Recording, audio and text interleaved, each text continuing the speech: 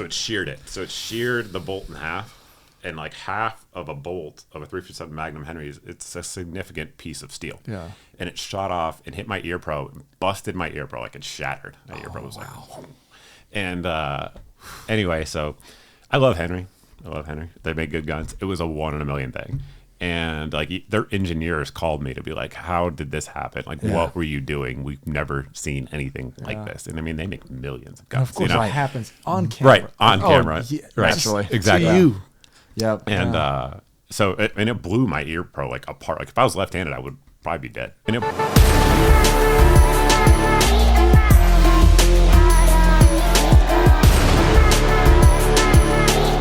Welcome back, everybody, to the CF podcast. I am Clint. We've got Kaya with us today. What's up, guys? And we've got our good friend, Mike. You might know him as MrGunsNGear with Something us like today. Something like that. Well, first of all, before we even kick this off, Classic Firearms has a YouTube channel because of you right now. That's true. That's true. That is true. So for those of you that don't know, there was like this attack on gun tubers not too long ago, just a couple months ago. Yeah. And we were actually, our minds were made up. We're losing our channel. Well, we started uploading all of our SHOT Show coverage to the Outside the Warehouse, our second channel, and we figured, well, this is done, right? That sucks. Lots of millions of views and all sorts of work and effort and everything put into it, and we weren't the only ones. And you worked with some other people and helped kind of fix that problem. Can you tell us a little bit about it? Yeah, so it was. So I actually have a rep at YouTube, which a lot of people don't. Right. So that's good. I appreciate that on YouTube's front, who's very receptive. So I was working with him initially when I first got my group of strikes, and he was, trying to work. He works at YouTube headquarters in San Francisco or wherever it is, and he was trying to, fix it. And while that process was happening, I got my second strike and I got suspended at the same time. So second official strike, but like a bunch of like non-counted strikes or whatever the heck they called them. So I had like 15 strikes at one time, but they were only counting them as 2. Right. And then they suspended my channel. And so myself and one other YouTuber who everyone would know, but he doesn't want the story to get out, so we'll respect that, worked with our congressman to actually get on a phone and like have a meeting with YouTube's content moderation team. And once that happened, it all changed. What was the problem? So what they were getting me for, and everyone was a little different, what they were getting me for was attaching silencers or inserting magazines. Yes.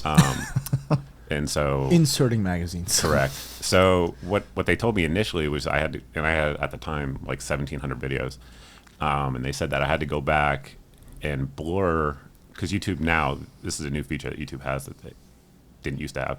They have a feature that you can go through and edit uploaded videos with a blur. Like you can do it. Yeah. So they said I had to go through all my videos, which is insane, and blur anytime I inserted a magazine or attached a silencer, which is like in every video. And not only that, but the editing software on YouTube side is kind of clunky. Like if it was real quick, it does. It takes exactly. If you've ever done it, it takes like an hour to do one. So I was trying to do that after the first suspension, and then everything else came down, and I was like, screw it, I'm not doing this. To your point, I kind of thought my channel was going to be done too. Right. But yeah, we worked with a couple legislators and seemed to change their mind. Yeah, well, not only did you change your mind, we're actually, getting monetized. Yeah, a lot of people have been. Yeah, so it's actually working in that, opposite direction. And I think you, the rep that you're speaking of, I think we actually might be partnering with them as well. And it's actually kind of like going pretty cool. Now we can't mention what we do at cfcontest.com, which is a little bit different, and little things like that we have to pay a little special attention to, so that way we're either monetized or at least don't get another strike. Right. So little things like that. So yeah, we just wanted to, thank you for that. Yeah, you're welcome. So how did MrGunsNGear become a thing? What kicked all this off for you? Yes, it's a funny story. I've told it before, but so at the time, then girlfriend, I was living in Columbia, South Carolina at the time, and then girlfriend, now wife, we were dating for about a month, and many people who watch my channel have seen my wife. She's, picture this was 12 years ago. She's still a very attractive woman. Imagine 12 years ago. Very attractive woman. And at the time, she was a nurse at the hospital in downtown Columbia. And this is pre-Narcan, so there was no Narcan then. And so the employees at the hospital had to park like in far away, like employee parking, and she would get off work at usually around 5 or 6 in the morning when it was dark, and all the heroin addicts would do heroin in the parking lot of the hospital because if they OD'd, then they were already at the right hospital. there. How Right. convenient. I mean, Right. that is super convenient. I mean, hey, Right. if you're gonna do it, be smart about it. Right. And They're responsible heroin users. exactly. And obviously, if there's a bunch of people doing heroin, well, there's drug dealers, there's pimps, there's everything else that comes with it in the same area. And so she told me this story. And again, we had been dating like a month at the time. Right. So she tells me this, and I was like my mind was blown. I was like, what? I was like, you're never doing that again. Like, ever. Like, Yeah. you're, it was like, never are you going to walk by there again without a gun. And she was sort of, I guess, ambivalent about guns. Like, so her father's a fighter pilot. Oh, cool. Retired fighter pilot. And so she grew up around pistols because that's what they shoot. If Right. you guys don't know, it's what pilots shoot. Predominant, that's their primary weapon. And so she grew up around like handguns and stuff, but as most young women are, she just wasn't interested. You know what I mean? And so she was like, oh, all right, whatever, I'll get one. And at the time, like, just so happened that like that week, the Gen 4 Glock 19 dropped. It was like the brand new Yep. Gen 4 Glock 19. That's right? what. And That was so- my first. Yeah. And so, like, if you don't know, what gun to get, and she didn't, she was going Yeah. to carry in her purse, and so like whatever, just get a Glock 19. And so she goes to Palmetto State Armory. This is before Palmetto State Armory was the Palmetto State Armory that that we all everyone know knows. now. Yeah. It was the local gun shop then, and gets the brand new Glock 19. And so at the time, I was working a job like 80 hours a week, and so I didn't really get to shoot with her. But her dad did, so her dad went and shot with her at the range a couple times, and I was like, "Well, how's the gun?" She's like, she knows nothing about guns. Yeah. Right? She has no Yeah. concept of like a good gun or a bad gun. And she's like, "Oh, it's all right, but sometimes it just wasn't working." And I was like, "What do you mean it wasn't working?" And so she's like, she's describing malfunctions, Right. Not using any of the right terms, of course, but that's what she's describing. And I was like, "Well, what about when your dad shot it?" Because I'm thinking limp wristing, Limp And wristing, right? that's the Exactly. first Still thing that fight. always comes to Yeah. mind. Yeah. So, and she's like, "No, same when he was shooting it too." And I was like, "Huh." So I took the gun and basically like drove out into it's probably not legal, but A shooting range. drove somewhere. out. Yes, a shooting range. There we go. So I drove out to a wooded area. That was definitely a shooting range, and fired a magazine through it. It had like 5 malfunctions. Like Oh, wow. good What was the federal ammo. Yeah. And Stovepipes or double feed? everything, like literally every malfunction you could have. And so at the time, I was on Glock Talk, which is a forum for folks that don't know. I think it still exists. And so I posted on there, "Hey, here's a serial number. I'm a Glock armor. I went through armor school a long time ago." And I was like, I looked at everything, and everything looks fine, but it's having these malfunctions. This is the ammo. And, Glock Talk, being a forum about Glocks, Yeah. tends to have a lot of fanboys on there. And they were like, "Oh, you're limp wristing it. Oh, It's yeah, the it's ammo. shooter. It's Shooter. whatever." It's It's the never shooter. the gun. Right? Yeah. And so it like pissed me off. I was like, I'm fucking not doing limp video wristing on it. So I didn't know anything about YouTube, and I mean anything, nothing. And but I knew you could embed YouTube videos into the forum. So I was like, I'm gonna show these fuckers. So do we curse on this? Yeah, it's Okay, fine. guys. I don't curse on my channel. Okay, so I'm gonna show these guys, and so I went to an actual range and had my wife like with a point and shoot camera that probably filmed in like 360p, like no editing, no nothing, just film. I'm like, federal ammo, shoot, just malfunction. Yeah. You can see me holding it correctly, and then a different type of ammo, and I uploaded it. And so this was like within, it was quick turnaround, but this probably the video hit YouTube probably within 2 weeks of the gun coming out. And like, I want to say this is probably like 2010. I mean, you could look it up whenever the Gen 4 came out, but so like YouTube wasn't what it is now. It was different. Oh yeah. And yes, it was. so like if a gun comes out now and has like systemic problems, everyone knows it immediately. That wasn't Yes. the case Yeah. back then. No. And so my video was the first video like demonstrating it. And I had a channel with no subscribers, and I just uploaded a video Yeah. to put in the forum, and it went viral because by that time, like on all the forums, everyone was getting their guns in, and they were like, "We're having problems. We're having problems." Everyone keeps saying, no matter who's saying the problems they're having, it's you, it's your limp wristing, Right. over and over. Glocks don't malfunction. And so anyway, at the time back then, your Gmail address that was associated with YouTube was public. like so people could email you. True. Yeah. It was. It was. This is pre everything. The way You it could is like now. DM there and Right. all that. Yeah. Correct. And so the vice president of marketing at Glock at the time reached out and was like, "Hey, we need to get that gun back." And I had tried to send it in beforehand, and they sent it. Well, I did send it in, and they sent it back saying it was fine. Of course. And then after the video got popular and everything, he's like, "Let's get it back." And of course, this time they paid shipping. And at this point, and basically, it took 6-7 months before they sent a new gun back because I think they changed 19 of the parts. And they were still having issues? Well, no, they didn't. They changed them so that way they work. Like Gen 4 Glocks work fine now. Yeah. But there was like a 6-month period where they I didn't see sell what any. you're saying. It wasn't that they changed 19 parts on your gun. No, they all wound of up them. on They all changed, of them. correct. Got it. Yeah. Man, I didn't know about that. I wonder what the backstory was on that. Yeah. So anyway, so then whoever the VP of marketing at Glock was at the time was like, "Hey, can you make a video with the new gun?" And again, I knew nothing about I mean, absolutely nothing about YouTube. And I was like, "Yeah, sure, whatever." So go to the range, same thing, 360p, point and shoot, no editing. Yeah. Put the videos up, and those are the only videos I had for years. Really? Yeah. And then I got a message on Glock Talk on the forum, and this guy was like mad at me. And like his tone, he's like, "I asked you this question like 3 weeks ago, and you didn't answer." And I was like, "What are you talking about? What are you?" Yeah. I was like, "What are you talking about?" And so I said, "I was like, what are you talking about?" He's like, "In the comments." I didn't know there was comments on YouTube. Like I had no idea. Like when I say I had no idea about YouTube, I mean no idea about YouTube. And so I went through and read the comments, and there was a lot of like themes, like questions of like, how do you disassemble a gun? How do you, like things like that, just like the common questions. And I was like, well, I guess I could like answer these guys' questions with a video. The video, right? And so that's how it started. And for a couple of years, like I maybe posted a video a month, with horrific lighting, no microphone, just sending it. Because I had no idea that people like did YouTube. That's like a job. Like it was 2010. You said? Yeah, it was 2010. Then 2012 is when I first started like answering the questions. Like again, there was a gap of like. So when you first uploaded that video to show people it was jamming, did you? Because you had to create a channel. So right. Did you select? Like, did you create MrGunsNGear? No. It was a totally different name back then. I don't know what it was. Okay. I have no idea. It was like a series of characters that like YouTube just assigned me. No, you're just like, Random it was like stuff, whatever. yeah. I don't care. I just want to 13, 15. correct. Whatever. Yeah, I just Right. want to embed a video in this forum. That's all I wanted to do to shut these people up. And but yeah, so and then 2000. So like I always say, like the channel started in 2012 when people asked that question. Right. But like it didn't really like again, this is pre Google owning YouTube too. So like 2014, I probably had.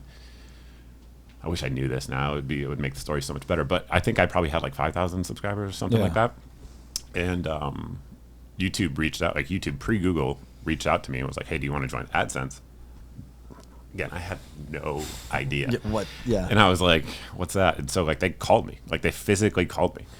And we're like, "Yeah, this is AdSense. This is how YouTube works." And my mind was blown. And I was like, "What?" Wait, I can make money? I was like, "What?" And so, so that's when I actually bought a camera, bought a light, like a microphone. And so, like when people ask, like I say 2012, but it's not really. Like I really started doing YouTube intentionally in 2014. Yeah, gotcha. That's pretty cool, man. And it's so funny too that your story is actually kind of similar. We just had Dave 22 Plinkster on too, and his was kind of the same thing. You know, it was like, but his was more trick shot stuff, right? So it was somebody that said, "Hey, you know, a buddy of his said you can't do that," and he said, "Yes, I can." He uploaded a video, and then somebody else commented, and he was like, "Oh, somebody commented something. What is this?" Right? And it'd be weeks later, and he got a notification that somebody said, "You know, cool. Can you try this, or can you do this?" And he's like, "Yes," and then. Okay, all right, what came from it? Weeks later, the guy says, "Where's the video?" He goes, "What video? What are you talking about?" He says, "You said you could do this. Let's see a video." He goes, "Okay." Uploads a video. Next thing you know, that's, you know, and it's just, it's that progression and how cool that is, where it's like, kind of like almost just like by accident. Like, 100% by accident. Yeah, you know, it's just like, all right, cool, let's just try this here. This is going to be an answer to a question, and next thing you know, here you are. Right. Right? So Crazy. Yeah, so how cool is that, man? So 2014, the channel, you purposely started uploading to YouTube and everything. So the name Mr. Guns and Gear, was it just something like, I just need a name? Yeah. So yes, when I started to, intentionally do it, I was like, I need to pick a name. Yeah. So I went to YouTube, and at the time you could request name. I think you still can. You could request a name, and I requested Guns and Gear. 'Cause Yeah. That's what I wanted the channel to be, and somebody has apparently that channel. So they had like a bunch of suggestions. Right. Like Guns and Gear, yeah. number. Right, yeah. And then one of them was Mr. Guns and Gear, and I was like, yeah, that works. Yeah, that's So cool. That's Yeah, so there's Mr. Guns and Gear, and then of course our buddy Jared, Guns and Gadgets. correct. Yeah. Yeah, Yep, Got some yep. gadgets. Yeah, Guns and Gadgets, great guy too.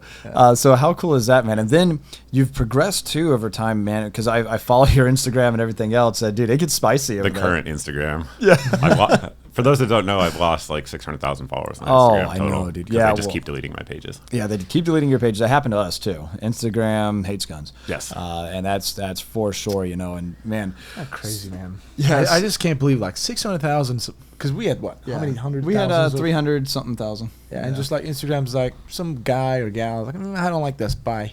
Yeah, That's there it. you You go. know how hard it is to build a following like Yeah, that? we just broke. That was So- I want to say we started our new Instagram, Classic Firearms Official, and we just broke over 100,000 of that just very recently, and we've had that for about a year and a half, I guess, 2 years now, maybe something like that. I actually can't remember because we lost our 300,000 something subscriber Right. or follower count It- Instagram. I had like 325, I think, on Facebook when they deleted me, and Yeah. I used to get deleted a lot on Facebook, which was like it was like a normal thing for me. Right. And one of my viewers worked there, so he would just always reinstate it.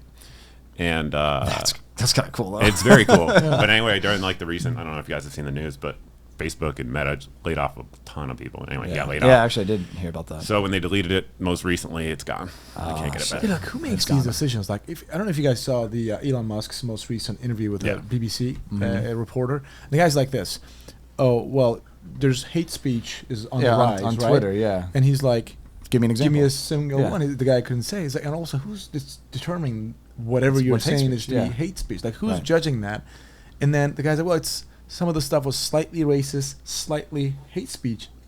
He's like, what is slightly Yeah. racist? And I because of that, I should feel it like be either it deleted? is or it isn't. Yeah. in my Literally. mind, you know what I mean? And he's like, okay, just because it's slightly Yeah. racist to you, should it just be not allowed? Yeah. Right. Like, because it's slightly racist to you, maybe it's not for me. Like, it should be allowed, right? And Elon Musk said something awesome when it He comes to did. free speech. He said, free speech is not like when you allow somebody who says things that you don't like hearing, but you're still allowing. That's freedom of speech. Right. Yeah, and you a lot of know? people don't And- like Well, the that only right speech now. that needs to be protected is offensive speech, because if Yeah. somebody doesn't find it offensive, Yeah. whatever that is, Yeah. then it doesn't need to be protected. Yeah, it's. I don't know who makes these decisions, man. Like, I swear to God, like you put so much effort in 600,000, Yeah, 200,000, 300,000, millions, whatever. Grow, some man. Yeah. person, whoever they are, just press a button and just delete with nothing, no due process, nothing. Just Yeah. goodbye. Yeah. And let me jump in. Could somebody turn the AC down? I'm freezing. Anyway, but I'm It like, is cold. I'm like Yeah, shaking. actually, I wasn't really paying attention. We had Um, our Chick-fil-A, God's chicken. I had the spicy sriracha sauce. And I was feeling pretty good. There you go. But yeah, no. We have blankets over. There you go. Right. But no, it's true. And as much as I'm in no way am I complaining about it, because I use their platform for my business, so I get that. But it's a business, Right. and I have employees, you know what I mean. So it's like it's a big hit when stuff like that happens. Right. So before you started the channel and everything, what were you doing at that point in time too? Because I mean, I was a soldier. yeah. Oh, that's right. Yeah. Okay. So I knew you served and everything. And so how long were you in for? A while. Yeah. About as long as you can be. Yeah, Before oh. they kick you out. Before they kick you out? Yeah. I got you. Yeah, I'm working on that too. Reserve side though, not Yep. active. But anyway, so you did that for a while. What was your MOS? So I don't say that publicly. One day I will. I think that's probably why I'm asking, because I'm like, I don't remember what he ever said. I'll And just so ask him. so here's the reason. So I will 100% explain why, and this is probably why I got a stolen valor accusation. I don't know if you guys saw that video. Oh, I did, and I'm I like, saw it. It's I'm Totally like, not dude, true. You can watch it. I in no way committed dude, stolen valor. I ever. watched it. But anyway, so we were talking off camera a little bit that I went to the police academy when I was 18, and so I didn't grow up around guns at all. Right. And so I thought, like I'm assuming many people do, that police and military folks knew how to shoot well and how to handle firearms well and stuff like that. And so I went to the police academy and we fired, I kid you not, I think I told this story before, but we fired 42 rounds. Hopefully things have changed since then, because this was over 2 decades ago. No. But we fired 42 rounds for qualification, like live rounds, and that was it. Then I was on the streets. Oh. Like having fired 42 rounds out of a Glock 22 in my entire life. Oh. And so... just a couple mags and you're done, man. Right. Good job. Yeah. All right. Well, if you didn't qualify, you got to shoot more. I didn't know that. Oh. Yeah. So anyway, but so that illusion of knowledge has always like stuck with me. Now that I run a channel where I tell people about guns or I do a lot of tutorial videos, and like almost nothing. I mean, very rarely does anything I ever did in the military translate into anything I do on the channel. Right. So I don't really talk about the military much, because I think what it does is it reinforces that perception that what I'm telling you is my knowledge base that I gained in the military. And it's simply not. Right. I mean, almost never. There's exceptions, but like if I'm going to do a saw video, because I have a select fire saw. And so like, and I was a saw gunner, right, for a while, I'll tell you that much. And so like, nice. I will talk about my military experience in that video because it's relevant. Because it's relevant. Because it's relevant. But like when I'm telling you about like the new Bolt Beretta gun. carry gun, it's completely irrelevant. Yeah. In every exactly. way. I agree. So that's why. Like, and I think there's a huge intimidation factor for folks who don't have a background in law enforcement or military to getting into guns. Yeah. And I just want to get rid of that. Yeah. In every way. So that's why I don't really harp on it. It's actually anytime I mention my military service, it's actually to denounce that mindset, because I'm like, guys, I have served with a lot of Marines. Every Marine a rifleman. Bullshit. Yeah, right. Ask a Marine infantryman if every Marine's a rifleman. Yeah. Let's see what he Dude, says. I shot. Damn poke. I shot next to police officers. I was like, oh my God, I'm going to get shot. Yes. Like literally, you're just qualifying and just horrible. Like my lieutenant, when they said press check during a qualification, everybody press check. You know, like little. Okay. How many? There was a round went off. Like, As I say, how many strikers went forward or whatever? So, firing pins one, dropped. right, they're like, firearm instructor's like, whoa, who shot? Like, oh, it was me. You said press check. It's like, what is a press check? Just press the trigger. No. Not just a police officer, a lieutenant. So I've seen way more regular, good old civilians with no background, just way better discipline, and way better shot than police officers I would. Absolutely. 100%. Yeah. Yep. So that entire mindset, there's that. Oh my gosh. Yeah. So it's funny. Like I said, I try to like not, I kind of want to end that entire correlation that, just because you served military, just because you were law enforcement, whatever, that must mean you're, a weapons expert. No, it's so not true. Yeah, not true at all, man. So be careful. Whenever you're out there going and doing your training and all that type of stuff, look up the credentials of these people. And just because they say, hey, I was a retired cop, if all he ever did was fire 42 rounds for qualification and then just retired after 20 years, and that's all he's ever did with his gun, he's probably not the guy you want to seek instruction from, So. That is so true, though. Most cops just qualify. Like my first PD, it was just 2 times a year. Yeah. So that's so like, and that 50 rounds, right? We fired. That's 100 rounds a year. Okay, when it comes to defensive tactics, I think that was like maybe once a year. Right. So once a year for 8 hours, you go in there. First 2 hours you BS, and a little bit the other 2 hours or whatever. 2 hours at the end, you just go home, like cut out early, and you just do that, and then you expect, like you think police officers are like this capable, like take down subject and this and shoot.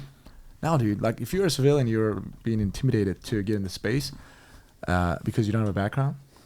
No. Like if you take, pick whatever instructor, like a good instructor, like John Lovell, Aaron Cowan, the list goes on. There's a lot of great ones. Like if you take a weekend course with them, by the end of that course, you will be more proficient than 95% of military people. Oh yeah, and that's not an exaggeration. Yeah, the basically trained riflemen. Definitely. that is I just like, now that we open up this can of worms, like this whole mindset of like, if you're a civilian, just like civilianism, like no military, no law enforcement, you don't know what you're doing. I'm a cop, listen to me, or I'm a military. No, dude.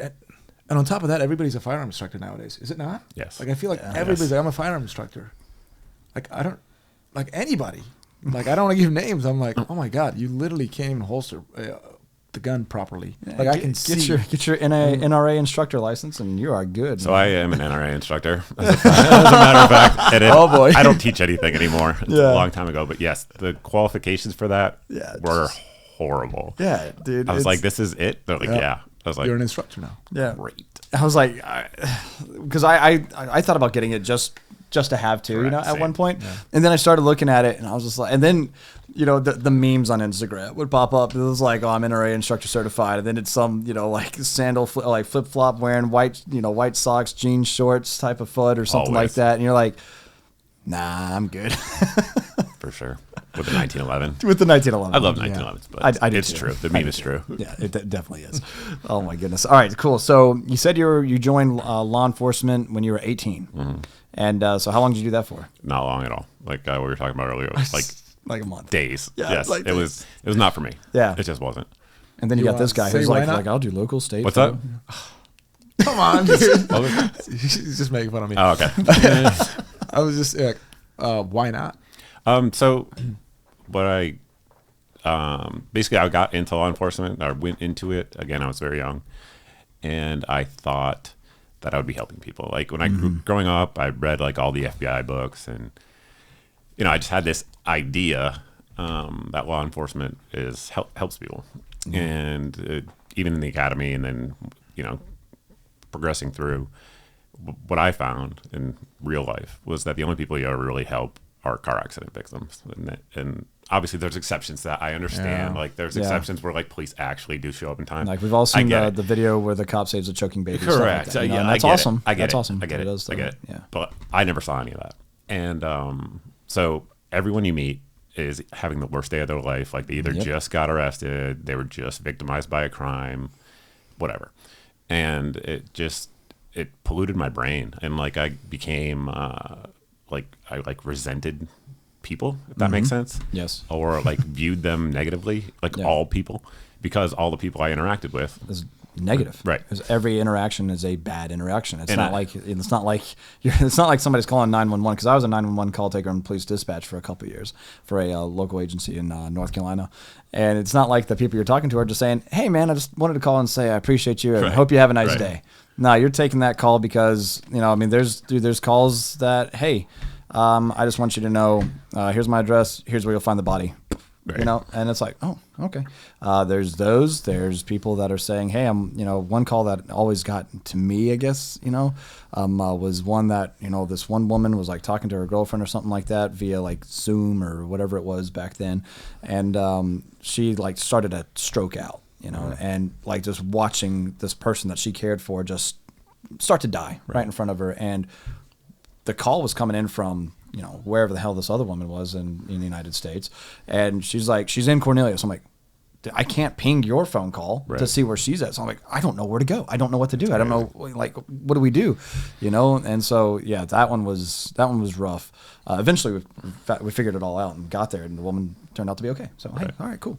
But yeah, like what you're saying though, it's not like these are the best days of their lives that these people you're talking to, Yeah. And for me, I very quick, like days. That's what I was saying. Not joking. Like I was like, this is not for me. Yeah. That's why if anybody watches my channel, I don't really bring it up because I'm not like an expert on law enforcement issues, because like I was in law enforcement for like months. Yeah. Total. But we can all say Mr. GunsNGear is former law enforcement. I guess. Yeah. Military. Yes, but yeah. There you go. He's like, sure. Like sure, I think Kyle. in my bio, Yeah. you can probably look it up. I think in my bio on YouTube it says like I graduated from the Massachusetts Criminal Justice Academy, and that's it. And then like I was in the Air Force and Army, and like because like I don't really say. I know. Because I don't count it. I don't think it counts. The whole us versus them thing. Yeah. It really does exist. Mm-hmm. It shouldn't. It shouldn't, because you're really out there.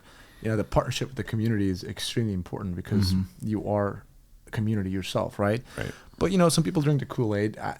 I get it, but it should not be that way. I don't know what the solution is, but there's a place obviously for law enforcement. I was in it. The whole helping people. Unless you're a Fed. It's true. Why are you looking at me? Why are you looking at me, man? What's going on? I don't know. Maybe I don't want to say it. All right, but yeah, that's you're right. You know, like it really does pollute your brain because you really do think one dimensional. It is true. Cops are listening right now. You know what I'm talking about. It happens, but you can get in that rut. You really shouldn't, or if you're in it, try to get out of it somehow. Not everybody's bad, because when you're a police officer, you think everybody's trying to kill you. Yep. Because there are people out there trying killing to cops. kill you. Yeah, of course. Oh, yeah, just because the uniform you're wearing. Yeah. Yeah, because, you know, the experience is everything, right? So every day, like the negative, people don't call you as, hey, 911, I just want to say hi. Right. Maybe Right. sometimes, right? No. But there are always negative circumstances, and you show up there and somebody's doing this and that, like all these bad things, and you become negative. Right. You're thinking people are nasty because that's all you see, and so you don't trust people anymore. Right. You know, and I don't want to say this, like that really does affect, but cops, and as a former LE, I'll say this, I'll piss some people off, but they say, we don't trust people. Like, we don't believe everything we hear because everybody's a liar, but yet you believe you're one of the first people to believe in the things you hear, because if somebody says, oh, this person did this, accused of something, oh, that son of a, you know what, did that. I can't believe he did that.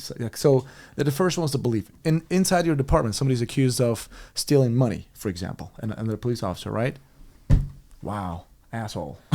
They immediately believe it. Right. And they're the biggest. The politics of the situation Exactly. really So bring a detriment down on working there too, right? Exactly. So we don't believe people, but yet you're the first ones to believe. Yeah. So, and you know, as I've gotten older, my opinion on it has changed, obviously, because, like I said, when I was young, I had a belief of what law enforcement was, and it's changed for sure. Like 100%, we need police officers. I do believe that. You know, I don't like if you know your daughter, wife, whatever gets raped, like somebody has to investigate that and arrest that person, right? Like we all get that. But like at the same time, you know, I've said it on my channel, and obviously we're talking about guns here, but every gun law is a politician's opinion without police officers. And so like, that's if, very good. if police officers didn't violate their oath, then we wouldn't have that problem, but they do. And I'm not like a cop hater. People often accuse me of that because of things I post and stuff. I'm not. I'm just showing when people do bad things, it needs to be exposed. Both. It doesn't matter if you're law enforcement or not, but like especially when it's law enforcement, because they have a power that's granted to them under the Constitution that is very serious. I mean, law enforcement has the ability, most states, every state varies, I get that, but to detain you for 24 hours with no charges. I mean, that's about as high of a responsibility as you can have, you know, and you need to have that trust if you're going to have that responsibility. Tremendous power, man. Tremendous power where people like think about it. Like, you are arrested, like, and a police officer makes a decision to, all right, sir, turn around, put your hand behind your back for Miranda rights read, robbery. and, you're arrested. Like right there, you have an arrest record. Right. So you could be cleared. Right. You have an arrest record. Right. And that goes with you wherever you go. Right. You can try to expunge it, whatever, but you have it. Right. So that's a tremendous responsibility that you affect people's lives for the rest of their lives. So right. And if anybody else did that who wasn't a police officer, it's kidnapping. It's a felony. 100%, yeah. You know what I mean? So like we live in a society where we grant certain people the ability to do that. Well, with that comes responsibility. And I get it. Like, a lot of cops are underpaid, and I get it. And like, who would want to be a cop today? Oh my God. You know, it's just, it's a challenge for sure. It's one of the reasons I left the agency too, because I thought about being, taking the oath and all that, being, law enforcement, and then it just, the pay sucked, the responsibility too. I mean, yeah, sure, we can all hear the Spider-Man quote, with great power comes great responsibility, and that's absolutely true, I think. But at the same time, and also you can look at it backwards too. With great responsibility comes great power too, depending on how that applies. But anyway, and I was like, this ain't really it either. And then I became a payroll consultant and hated my life because I hate numbers unless they're like 556. Or, right. And Illinois just banned assault rifles, right? Is that actually, did it go through right now? It went through. Okay. Yeah. So, and then almost every single sheriff in Illinois said, every county except for 2, right? Yeah, Cook County, of course, Chicago. Naturally. They were like, you know what? We're not going to enforce it. Hey, they don't listen to the gun laws there anyway, so what does it matter, Exactly. And the governor comes up, says, you know what? Oh yeah, I remember this. We're going to enforce. Well, if they don't do it, we have state police and local police. Right. And sheriffs are like, well, jails are held by, like, sheriffs are not going to accept people to jail. Of course, they're going to give them tickets. Then NTA's notice to appears. Still an arrest, but on paper. Right. But every police officer swear an oath Right. that they're going to uphold the Constitution, the U.S. Constitution, state Constitution, and the laws end up being very conflicting. Very. Very conflicting. So what do those cops do? Right. So they're law enforcement officers, but at the same time, it goes against the Constitution. So what do they do? It's tough, man. Like, what would you do? I wouldn't personally want to enforce. Like, I know for a fact. Like, when I was on the road, they were talking about getting guns. This whole ban thing was always on the table. I was like, I don't think I'd ever go to anybody's home and legally own guns. Right? I'd never take it from them. But somebody will. Yeah, exactly. Like, that's the problem. There is somebody that wears that badge and has that authority or that power, and that would say, "Oh yeah, it's following orders. Right. It's hey, I was told to do this. The law passed. I got to enforce it." Right. Well, actually, you don't. Right. Well, look at Katrina is like the easiest example. Yes. Down there, to the best of my knowledge, basically the guard unit that got tasked, I believe I think they were Indiana. I think it was from here. Yeah. Well, we are currently at the NRA annual meeting, correct. 2023 Yes. in Indiana. So I think it was the Indiana Guard. It wasn't the Louisiana Guard. I know that for sure. But they went down there, and the governor at the time said, take all the guns. And there were two junior officers. One of them was a second lieutenant, and one was a captain who refused to. And basically, they just got sat on the sideline, and everybody else went and did it. And they got tried under UCMJ, and they got off completely, obviously. Oh yeah. But they had to go through all that. Their careers were over. They were never promoted. They were never promoted again. Yeah. And those are the type of guys that it's like, hey, you know what? I want you as a leader in that situation because hey, you actually had first of all the morals, to actually say, nope, this is unlawful, and I'm not going to do it. Cool. What was that FBI agent? Her name is Nicole. I forgot her last name. She was on Fox News. Just last week, I was watching her out of Miami field office, I believe. She just left the Bureau after 13 years because Bureau was just being so political. And she's like, I just can't. Like, I'm going to violate people's constitutions and all that, and just leaves that career because it's not easily obtain a career. No. 13 years, that's your life, and you end up leaving. Like, it's not an easy decision. So I don't remember her last name. Yeah. Maybe Nicole, female, out of Miami field office. Yeah, I commend her for that. Absolutely. Yeah. Mm-hmm. Yeah, no, and because we were talking too a little bit before. I just kind of change the subject slightly because we were talking. Good idea. Well, slightly. Well, because what we were talking about was, okay, so you got the National Guard coming in, and that was actually confiscating firearms. And you were saying that if, a law was passed, and now all of a sudden law enforcement's being tasked with this, and you mentioned something about the supremacy clause and things like that, and then it's kind of like, when you think about it, because everybody always says too, look, nobody's coming for your AR-15, nobody's coming for your guns and all that type of stuff. And then up until recently, that's kind of changed because you heard old Beto over there say, hell yes, we're going for your AR-15 and your AK-47, and then Lauren Boebert, said, well, hell no, you're not. And, and so it's kind of like, guys, when people keep, because several years ago when I was working as, again, that payroll consultant, I used to office, I was definitely I guess the minority when it comes to that my mindset about a lot of stuff, and, people are talking like, this is, water cooler talk, right? It's like something bad happened and somebody was like, AR-15 just, that's a weapon of war and, civilians shouldn't own it. I was like, I own 3. Why not? And they're like, oh my God. I was like, dude, you and I were just working on a project together. Yeah, at that point.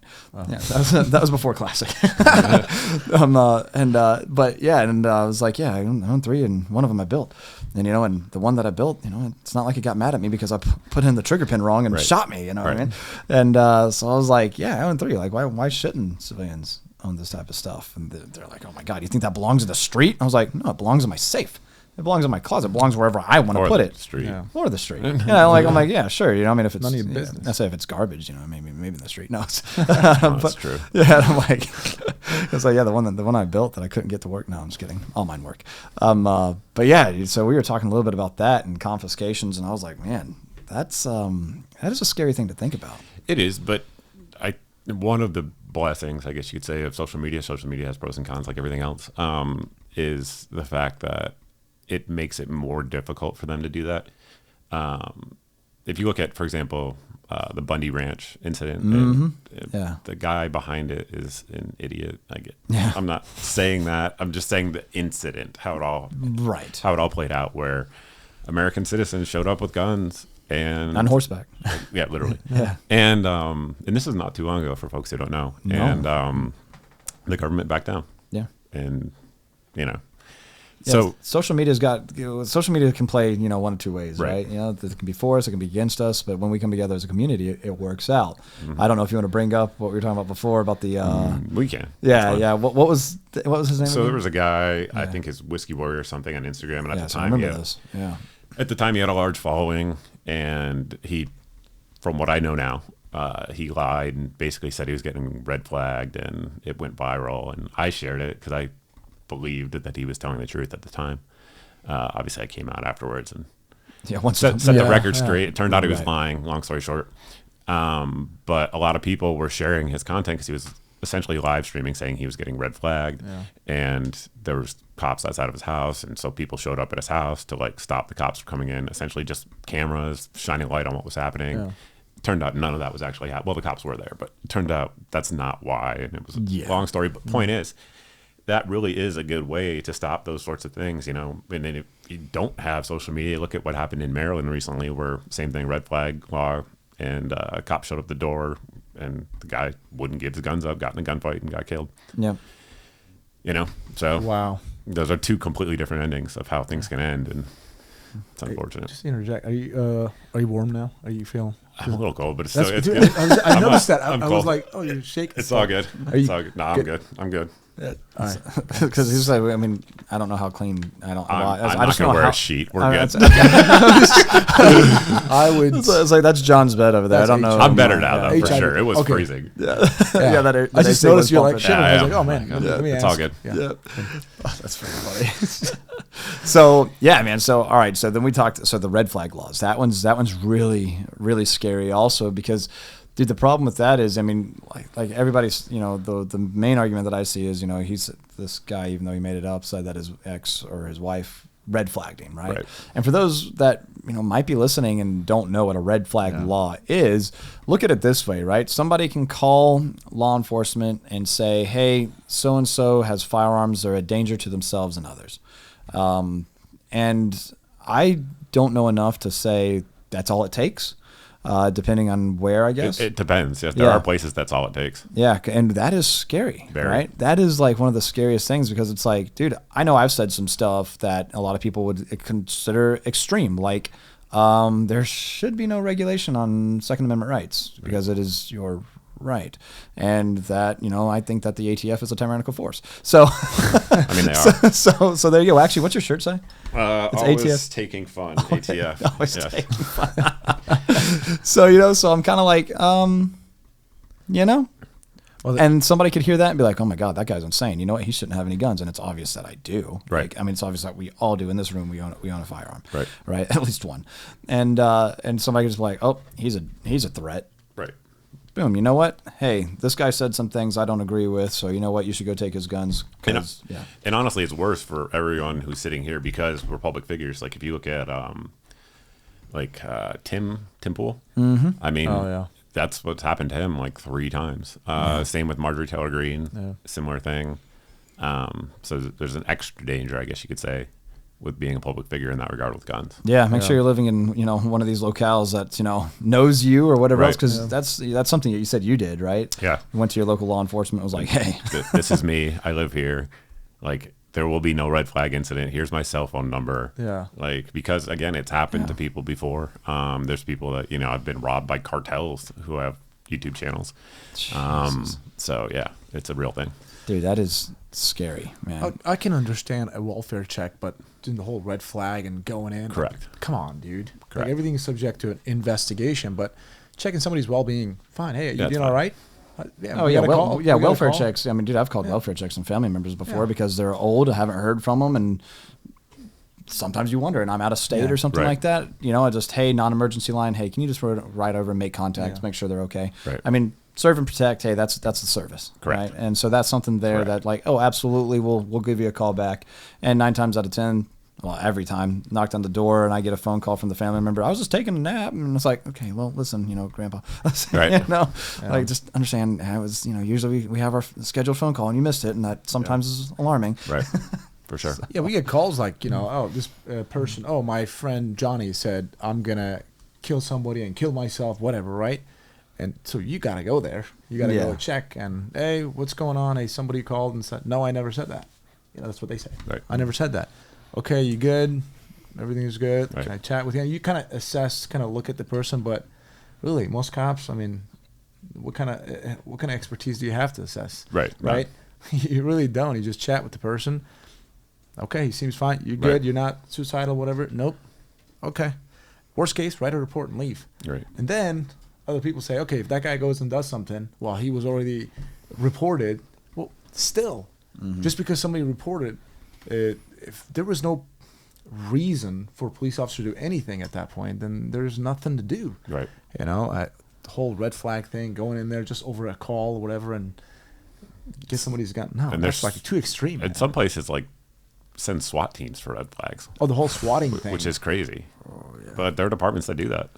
Yeah, I and then think- they don't knock on the door, right? Right. Talk about a knee-jerk Yeah. reaction. And knock with a flashbang. Yeah, that's one hell of a knock. with a It's a flashbang. technique. It's a technique. It's a Would not technique. Oh, that was- I advise. do not recommend That it. was on your doorbell? Yeah, right. It's like, oh I don't shit, this pulling of the pin and the releasing of the spoon and the toss of the grenade. That wasn't a doorbell. Shit, Right. I messed up, guys. Oh my goodness. Yeah, no knock nades. No knock No nades. knock knees. Those sound good. No knock raids. I can just go ahead and say I'm against. I don't think that's a good I don't idea. like it either. There are so few times that it makes any sense. Yeah. So few times. Yeah. I don't want to say never, Yeah, but I want to say almost never. like If you have Yeah. intel, if you have very credible intel on some danger, the person is literally There's a hostage yeah, situation. some situation. Okay. Yeah. Or something like that. yes, right. But I mean, if like, hey, this dude's growing weed and has been accused and has machine guns, we're gonna go into that house and just kick it in and do it. And next thing I was like, oh shit, that was 1934. Damn, I meant to say 1394. That just did you guys see that story earlier this week? Yeah. There's for those who didn't see, I posted about it on social media, but basically there's a domestic violence call, middle of the night, like 2 a.m. Cops go to the wrong house, which I get it happens.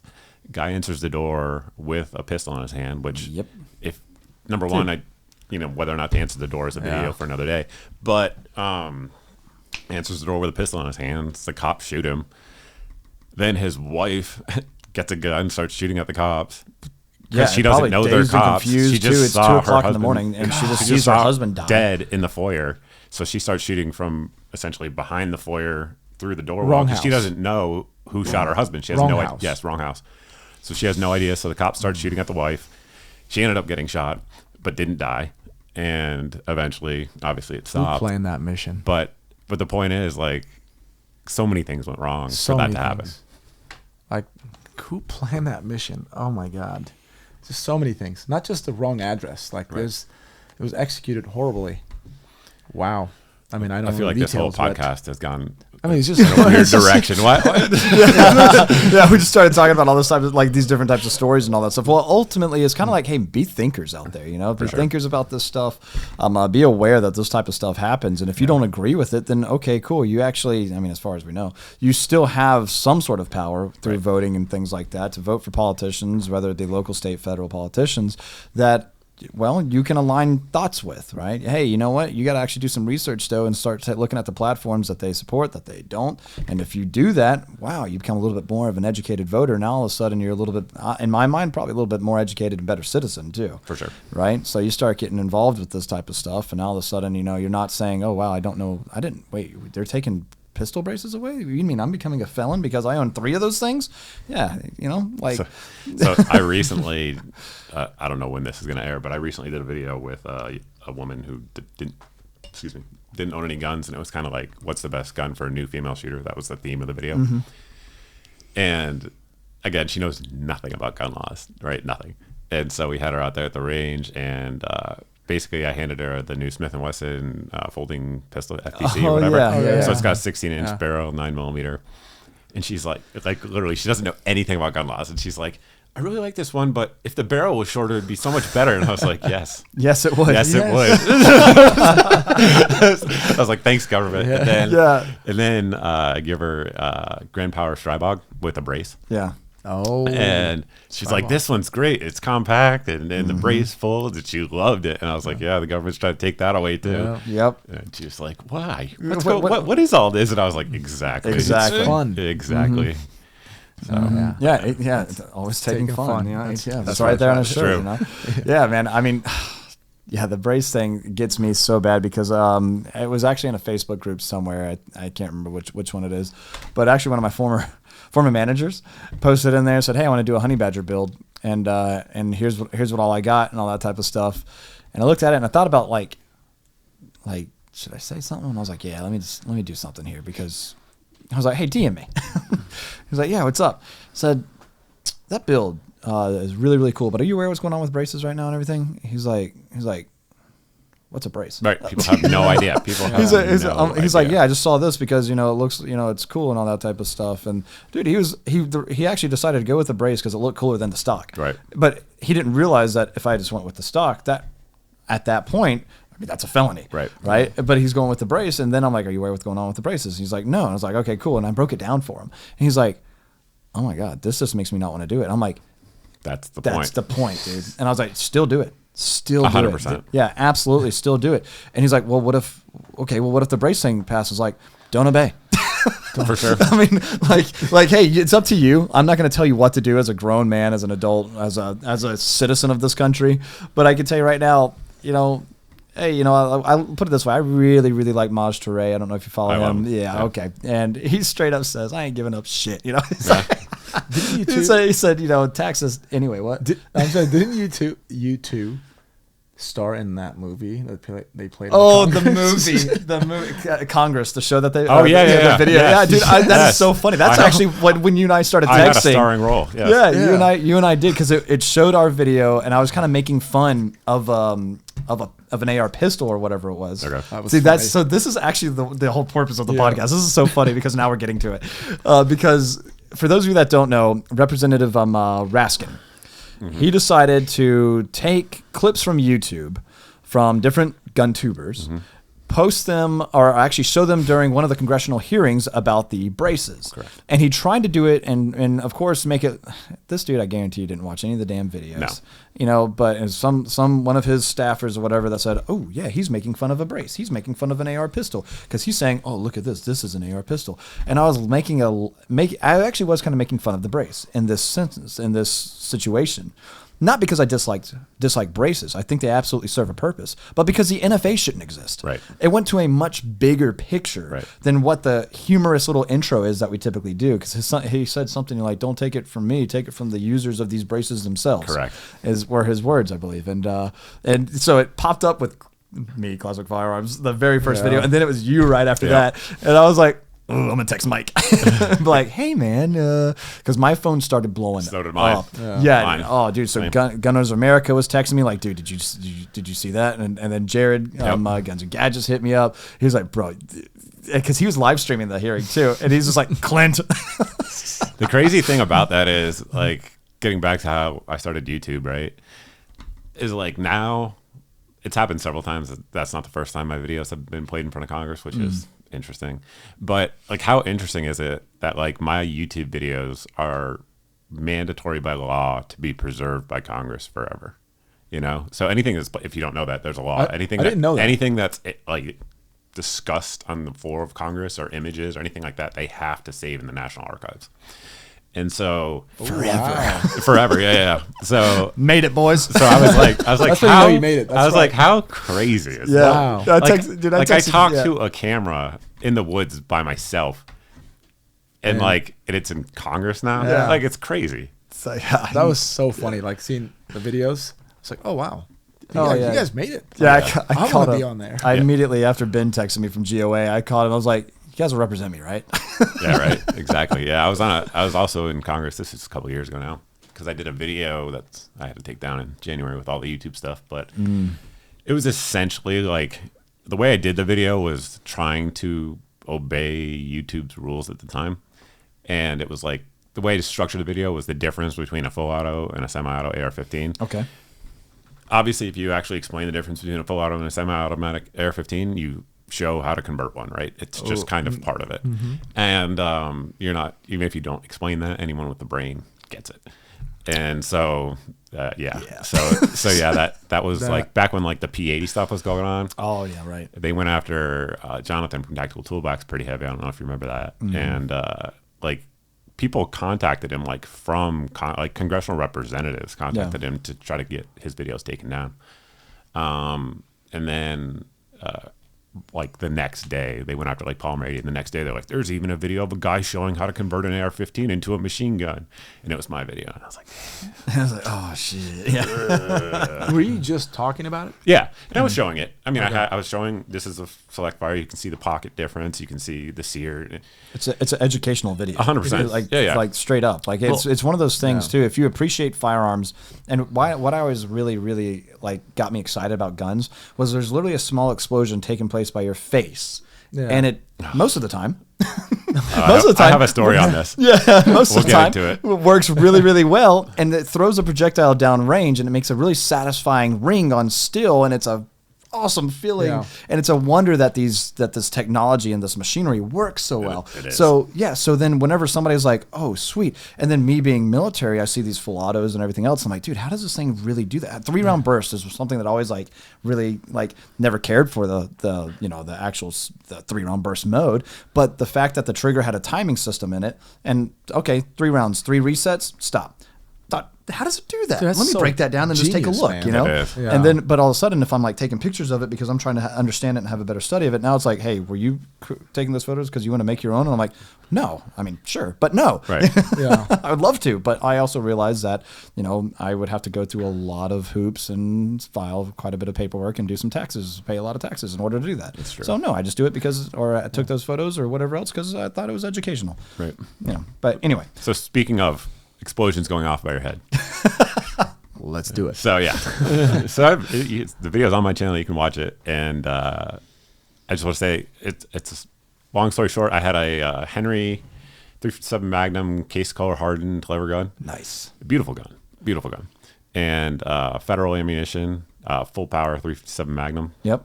And this is a like 1 in a million thing that this would happen. Like anybody who understands how lever guns work, like they should not be able to fire out a battery. Just the way the mechanism locks up. Right.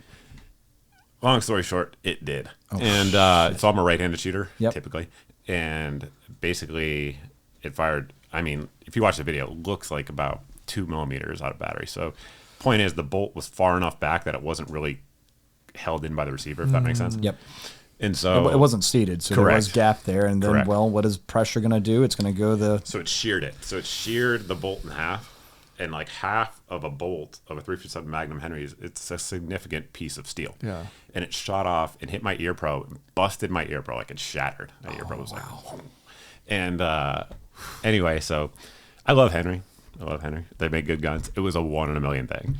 And like their engineers called me to be like, how did this happen? Like, what were you doing? We've never seen anything like this. And I mean, they make millions of guns. And of course, it happens on camera. Right, on camera. Yeah, right, naturally. Exactly. To you. Yep. And so it blew my ear pro like apart. Like if I was left-handed, I would probably be dead. Damn. True. Freaking Yeah, wild. it would have came right in my face. It would have came right here. And so, but anyway, so like, point is like they are dangerous items. They can't freak things like that happen. Obviously Henry was great and made it right and all that. And they were like, "Are you going to put that in the video?" I was like, "Yes." And they were like, "All right, we understand." All right, okay, good. cool. Hey, they're good sport. They are 100%. Henry is a great company to work with. But yeah, it was. It's a reminder of like when Scott from Kentucky Ballistics had that happen. Like so, my wife knows Scott. My wife doesn't know many people that in the industry, but she knows Scott, and she's like, when it happened, I told her, and she's like, "Do you shoot guns like that?" And I was like, "Yes." Yeah. And she's like, because I shoot by myself. Scott doesn't, typically I'm like 90% of the time I'm by myself. And Scott shoots with a cameraman. That's why he's alive, Yes, and it was his dad. Right. It was his dad, yeah. dude. I mean, we remember when that story happened because, well, we gave him a Barrett 50 cal. Right. Because we were collaborating on that. And then we were kind of like, hey, when is this video coming out? Like, it was taking forever. The next thing you know, hey, I'm sorry, there's been kind of a delay on this. Brandon's in the hospital. He might not make it. Or not Brandon. Scott. Sorry, Scott. Yeah, sorry. Because Brandon Herrera just came to mind because we have a story about that Yes, too. we do. But Scott is in the hospital. He might not make it. What happened? There was a catastrophic malfunction with a 50 cal. That's all I got now. I got to go. Did we kill Kentucky Ballistics? Yeah. You know, it's like, dude, so I'm so glad we can kind of like make light of it now. Yeah. Right. And talking with him about it, obviously, dude, his mentality of it was just so good. I mean, give it the good old Kentucky plug and all that stuff. Dude, Put a thumb in it. Yeah. Dude, that so Alec, who used to be on the channel, he and I were trying to record something. I can't remember for the life of me what the video was, but I'll never forget it, like the code word that we were using or something was like plug, right? And so we were trying to like give it the good old Kentucky plug, and we could not hold it together just to try to get through that. We must have reshot a dozen times. Thumb, that's what it was. Thumb, THUM. It's like, because it was part of that, whatever that collaboration or something. Was like, give it the good old thumb, you know. Right. And we absolutely lost it with that. But yeah, so I mean, yeah, stuff happens. Things go bang when they shouldn't go bang sometimes. And yeah, ultimately, inherently too, these are, you know, they're dangerous, right? And like I said, you got that small, sometimes not so small explosion going off right by your face. Right. And it can send shrapnel all sorts of different directions. So you're going to make sure that you're not buying those overpressurized rounds at the gun show, you know? Yeah. Yeah, no, I'm an iPro Nazi about it. I had a saw come apart in my hands when I was in the military, and like just things were going, like pieces of metal were shooting in directions they shouldn't shoot. Yeah. And like it scared the crap out of me. And ever since then, I am a Nazi about iPro. Like I don't think you'll ever see me. Somebody's probably looking, but I don't think you guys will ever see me shooting without iPro. Yeah, somebody right now is going like, I'm going to go do all of his videos. Yeah, go ahead, please do. Hit like and subscribe. Yeah, like and subscribe. So bringing up Scott, it's funny. I ran into him just today, actually, on the show floor, and he said he didn't have time to hop in on a podcast with us or whatever, but you know, maybe at some later point in time. I saw him and Brandon Herrera and Sebastian Gorka actually at SHOT Show 2 years ago, which was really cool. But bringing up Brandon, you told me to ask you about a Brandon Herrera story? Yes. So we have one. So Brandon used to live near me. He doesn't anymore, but for years he did. And similar thing to what I was just talking about, where Brandon had a YouTube channel forever. I mean, he's had it forever. But he had, at the time, like 20,000 subscribers and wasn't doing anything.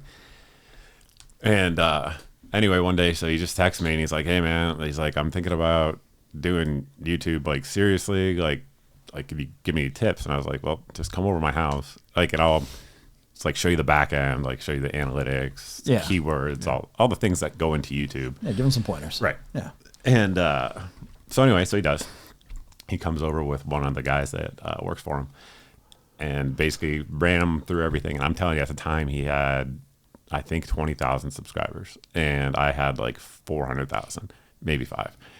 And obviously now he's got like 2 million subscribers, and I'm always like, I take credit for Brandon Herrera's success, all of it. And obviously I'm joking. He's very talented, but yeah, it's just a funny story, like how life happens, you know, like he was, I don't want to, he's nobody, that's not the right way to say it, but he was very small and not, we get it. His older videos were like, if you can watch, they're still up. I mean, it's like him clowning around, like just doing stupid things that no one would do if they were trying to do YouTube professionally. Yeah. You know? And he's just blown up. And this was not long ago. This was like 3 years ago, maybe. Yeah, because he's, you know, like I said, Brandon Herrera's been around, you know, I mean, he's been the AK guy for a long time. But as far as his channel goes, yeah, you're absolutely right. Yeah, it's only been a couple of years, and he's just doing what he loves, man. And we've had him on the podcast, but I mean, I consider him a good friend. And on top of that, you know, I mean, we've been to his house and stuff like that. He's, you know, we haven't had him out to the warehouse just yet, and you need to come out too. I mean, you're not too far, actually, when you're not in Florida. Right. But, you know, and so it's just really funny too, because, I mean, he's such a humble guy too when you meet him and everything. And he's like 10 years old. Yeah. For people who don't know. Like, he looks old. Brandon's like, I don't know, 20 something, like early. He's 10. He's like 10 years old. And so, like, beard and so, like, he's got nice hair for a 10-year-old. But I always think, like, to have that success at that being that young, it must just be crazy. No, that's gotta be awesome. insane. Yeah. Well, we were talking about Whistling Diesel earlier Same. too. I mean, Yeah. dude's what, 23, 24, something like that. Yeah, dude. I mean, and everybody. Brandon's not much older. I'm serious. Brandon's like, I don't know. He's like 25. He just looks old. Brandon is a kid. Wow. Seriously? Yes. He just looks old. He just the beard, you know? Brandon's gonna listen to this and be like, man, fuck those guys. It's true. I mean, I'm sure he knows it. I'm sure. I'm not like I'm telling him something new. And he shouldn't disrespect the person who created him. There you go. Yeah, exactly. right? Yeah, Exactly. look at that. Yeah. Man, that's so funny, man. And it's cool too, like how, it's, how everybody's kind of like connected Very. too, it's, when you start thinking about like the firearms industry and everything, dude, everybody knows everybody. 100%. You mentioned Adam earlier, over at Canic, and then it's like, man, dude, yeah, he's been in the industry for quite some time. I've always been with Classic, and I've only been in the industry for about 4 years, and I'm brand new. with Classic. Yeah, well, no, 1 year. You were with SAR for how long? Exactly 1 year. I contracted with him. Yeah. Right? 1 year. And then right after SAR, so it's been 5-ish months, something like that. Yeah. Classic now. Right. So a year and a half before that, I was just G-man. G-man. Gov man over here. Government. Yeah, but no, it's true. And everyone's very helpful. Like when I first started out, Cameron, he runs a channel called Twang and Bang. He doesn't run that channel anymore. I think he runs a tech channel now. Yeah. Because obviously, for obvious reasons. Trust me, if you want to start a YouTube channel, I don't know what camera to look at. Don't start a gun channel. It's just, you can. It's a lot of freaking headaches. Yeah. Anything else It's like is investing in Bud Light. correct.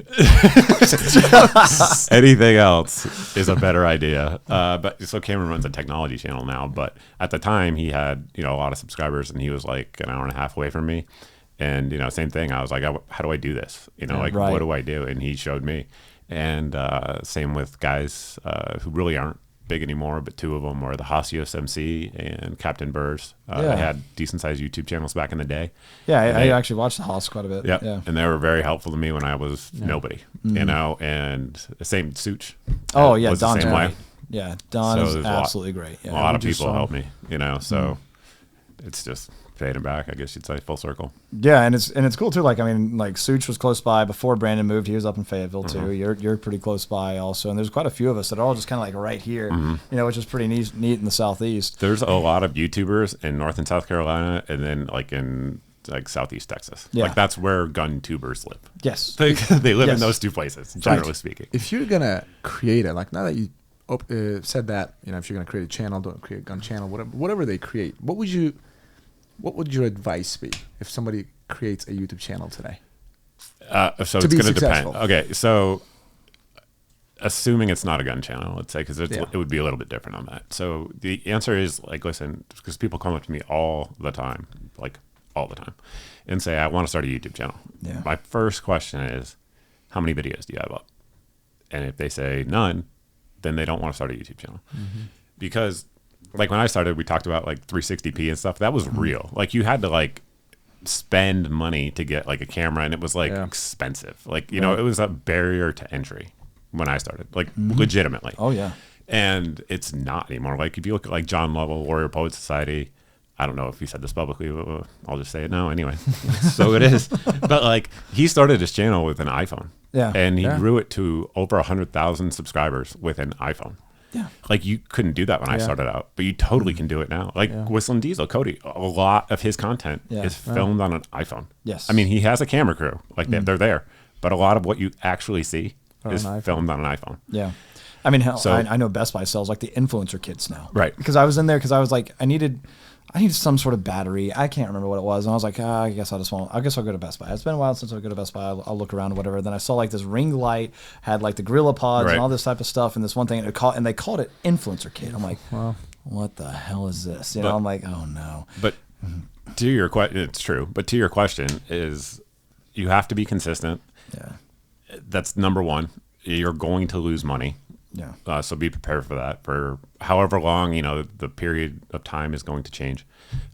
Some people grow fast, some people don't. Like, for example, like Brandon, good example. Oh, Brandon, guys like in our industry, admin results, Grand Thumb, they're very talented on camera, right? And so they grow much faster than someone like me. Like, I'm not talented.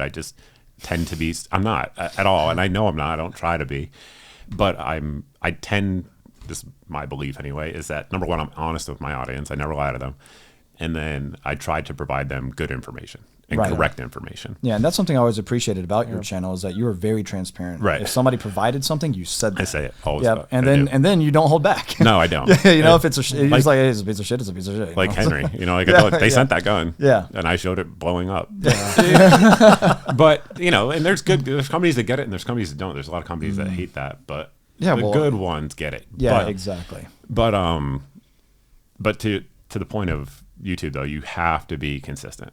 And what I would say too is in the beginning, so this is gonna sound bad, but so in the beginning, listen to people, read the comments, because you don't know what you don't know, right? So there is constructive criticism that will come in the comments. Obviously, there's always trolling and hating and all that stuff. If you watch my old videos, they're really, really bad because I didn't know what I was doing. Like I said, I knew nothing about YouTube. I didn't know how to take a photo, never mind make a video. It just wasn't something I ever did. And so, in the beginning, I read the comments and people would say this is your audio's bad or whatever, and you learn. Okay, well I got to spend more and get audio and improve in that area.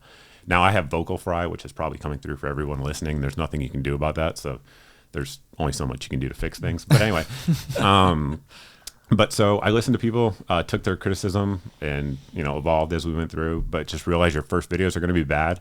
If you make a video, for example, one of my wife's friends just 2 years ago started a gluten-free channel and reviewing and talking about things that are gluten-free. And she asked me, she's like, "How do I do it?" Right, kind of thing. Same thing. iPhone, sets it up. I watch her shoot the video, and she's editing it on her phone, which is. Think about that, right? You couldn't do that when we started. So, and she's like, "Oh, I hate this angle. I hate that." I'm like, "Post it." Yeah. I'm like, if you want to start a YouTube channel, post it. Post it. You have to post it. And just keep posting it, and you'll get better as you go along. If you wait for perfection, you'll never post anything. But to that point, there's a point though, and obviously, if you grow any kind of social media content, you'll realize this. It's a point where you have to stop listening to comments, and to a certain. Again, I understand I'm going to sound like an ass when I say this, but it's true. There's a reason people watch videos and there's a reason people make videos. You know what I'm saying? And there's for each role, if that makes sense, right? So if you listen to people in the comments all the time, you'll end up in the comments yourself. You know what I mean? And so there's a point where you have to stop listening because everyone wants to hate, and that's fine. Oh, that's and cool. all they're looking for is that rise, Correct. A lot of time too. One thing I've recognized is sometimes our biggest hater is actually also their biggest fan 100%. Because they're in every 100%. single video, and they want to talk shit, and then you respond back and they put a laugh face or they're like, "Oh, thanks for responding," and you're like, "You're just." Okay, you're welcome. Right. Yeah. And then they're right back at it the next video Clint's an idiot, Right. And consistency is key and content is key. Those things are always true. Right. Yeah. Because dude, we get the same question asked too. Hey, I want to make a gun channel too. And I'm like, do you? Now there's one thing where if you just want to have fun and you just want to post videos of you shooting or whatever, and then maybe talk to the camera, and okay, cool. But people that actually want to look at this and do this as a job, living, right? As a living, dude, it is a lot. It's a lot. I got this isn't my channel, right? My channel, I only have a little bit of growth there just because, I comment as my channel in the comment section on the classic firearms, right? And then our admin actually, or some of our, marketing guys that might be sitting right here, comment as classic firearms. Sure. And so it's kind of you're talking to me whenever, whatever. Mm-hmm. And it's my channel has got 4,000 something subscribers. And I've got 2 videos and they're really bad and they're just funny, right? Or a couple of videos. They're really funny videos of just terrible editing that I've done just to do a little bit of practice or something like that, But if I wanted to do that on my own, I'm thinking, dude, I don't have the cameras for this. Thankfully, Classic Firearms as a business said, hey, we already have a YouTube channel. We just think you'd be okay in this. Okay. Right. Yeah. And I'm like, all right, yeah, let's give it a shot, And then I did. Then Ben called me in a video about doing, a M45 video, the 1911. Yeah, and I was like, very all right, cool that's gun. Very cool gun. And then I got up there and looked for my first video, it wasn't bad. Right. I'll give myself that. Right. It wasn't great either. Yeah. So that's how you learn. That is how you learn. Yeah. So if you really want to get into it, like Mike says, you just got to post it. Gotta post it, and you gotta put out content. You know, if you're like, oh, I'm just gonna do it once a month, that's not enough. And if you're going to do reviews, you're going to lose money. Like at first. I don't know. Yeah. People hate hearing it, but it's true. I lost money for like 3 years. Yeah. Yeah. So you gotta have something to review. Correct. And what you think everybody's just gonna send you a gun just because, oh hey, you know, I've got 25 followers now. Look at that. That's potential 25 sales right there. It's like okay. Right. So not everybody's just going to say, "Oh, hey, review this," and then when you've made it, whenever you can start saying, "You want me to review this? I'm going to give you my honest opinion, and you're going to pay me." all right, yeah. cool, that's cool. Yeah, so there you have it. But anyway, I know you've got a 3 o'clock you got to get to here shortly. I do. But before we end it, I've been kind of ending this with some questions from the comment section in case you ever wanted to take a look at the podcast. You guys feel free to comment down below some questions, and Mr. Guns and Gear himself, he might feel inclined to respond. I might. He might. But I probably will, like the first day. But for us here, we kind of do like an Ask Me Anything or something like that. So there you go. You go have at it. Or whenever we get you out to the warehouse, we might do a part 2 or something like that and respond to some of you guys. But favorite gun, favorite pistol, go. Favorite gun, favorite pistol. Yep. Like favorite rifle. Favorite rifle, favorite pistol that you own, that you've shot. Like if you could only have one rifle and one pistol, what would it be? I wouldn't. I'd have more. It's America. Anyway. This is the question that because it's the same response. Everybody's like, yeah, okay, yeah. So we'll go with what I own, just to simplify things. All right. And so it's not my favorite because it's the best or whatever. But I would say, so my wife, she runs her own business, and same thing with anything else. You lose money, you sacrifice, you work hard to start a business. And basically her business, after a couple of years, started doing well. And so she knew, and this was like my YouTube channel was in its infancy at this point, and she knew like I always wanted a Wilson Combat 1911. Oh, right? Yeah. And so she bought one for me. Oh, really? Yeah. That's awesome. Like what she's doing. Yeah, she's awesome. My wife's awesome. She's a saint. But so probably that one, just because it was like it was a transition period in our life. Yeah. You know what I mean? Yeah. We're like struggling, scraping, like eat ramen noodles to like like we can splurge on something finally, kind of thing. That's really cool. By the way, really funny thing, NRA 2019, go watch our Wilson Combat footage. That's all I'm going to say. Anyway. Fair enough. Yeah, I was not doing okay that morning. Okay. Anyway. But yeah, so I'd probably go with that one just because it represents like a period in our life. You know what I mean? If that makes sense. And then rifle. Ooh. Yeah, I know. That one's pretty difficult. Everybody's kind of got like their favorite go-to pistol and all that. Then rifle, you're kind of like, oh man, well, I like that one for that distance shot. I like that one for that CQB. I like that one just because it's classic. Yep, I get it. I don't know. It probably, I mean, if I had to pick one, I guess probably like I have an 11.5 inch BCM AR-15 that I like. Nice. It's good. Yeah, it's real good. And like it's a good balance of like, it's not the highest, Gucciest end. But like BCM works. Yeah, you know it's going to run. BCMs work. Yeah, like, that's just all there is to it. Dude, an 11.5 is a great barrel length. It is. I love 11.5. So no one would. I've said this before, but I know we're trying to end it. So. Oh, dude, no. But no one. If there was no NFA, no one would have a 16-inch AR-15. No. Hashtag change my mind. Yeah. It would not happen. Yeah. You would have 12.5s, 14.5s, 18s, 20s. No one would have a 16-inch barrel. No. I absolutely I agree with that. Like it just wouldn't be a thing. You know, we did our velocity test video on like barrel length for 5.56 and all that. We did everything from a 7.5 inch like Springfield Saint PDW something like that, all the way up to like a 20-inch M16, right?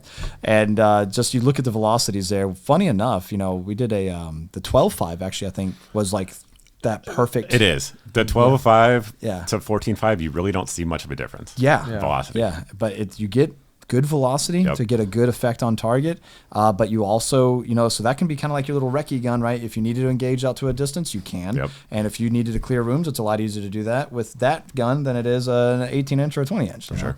So there you have it. So anyway, that's what I'm going with. I'm sticking with it. It'll change tomorrow if you ask me. if you ask again, right? Yeah, man. But no, the Wilson Combat, that's always just classic, man. Hey, the Wilson Combat 1911, just fantastic stuff, man. And the VCM 11.5, yeah, you can't go wrong with that. So. Solid stuff, man. Well, Mike, dude, we appreciate you coming on the channel today. This was fun, man. And of course, like I said, we need to get you at the warehouse because again, you're local. Yep. Well, local in the sense that I can drive. Yeah, exactly. Local in the sense that you're not all the way in Texas where everybody else is. Right. Correct. All right. Well, we appreciate it, man. Kai, was there anything else that you wanted to hit on? No, that was it. Really enjoyed the conversation, man. Got to know you better. It's really cool stuff. Yeah, definitely check out Mr. Guns and Gear. Mr. Guns. Yeah, so, I mean, Mr. Guns in Gear. November, right? That's right. Is there anywhere else or any other way people can find you other than Mr. Guns and Gear on Instagram, YouTube? So it's not on Instagram. I'm on my I think 7th and 8th accounts now. So on Instagram, Mr. Guns Insta, something like that. Right now, but it'll change. Wait a week, we'll delete it. Yep. But Twitter's been great. Yeah. My Telegram's been great. Yeah. Places that aren't censored. Yeah, you post some spicy stuff, some funny stuff too. Yes. But I mean, hey, it's if somebody's doing something stupid and Mike over here is feeling like, you know what? Share. Yeah, for sure.